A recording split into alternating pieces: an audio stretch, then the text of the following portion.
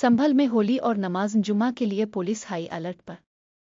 संभल, उत्तर प्रदेश में इस साल रमज़ान का मुबारक महीना और होली का त्यौहार एक ही दिन पड़ने के बाइस शहर में कशीदगी का खदशा बढ़ गया है।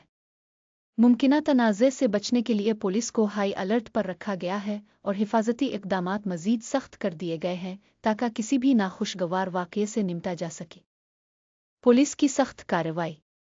मस्जिद के चारों तरफ रुकावटें लगा दी गई हैं ताकि किसी भी नाखुशगवार सूरत हाल से बचा जा सके। 2000 से ज़ायद पुलिस एहलकार और पीएसी फोर्स के जवान तैनात किए गए हैं।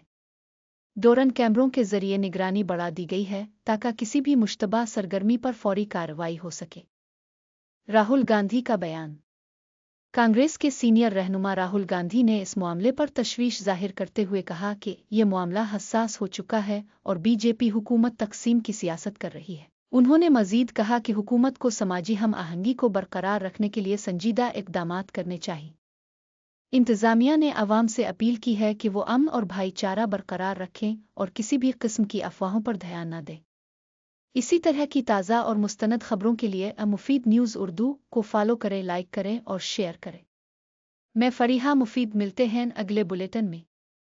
अल्लाह हाफिज़।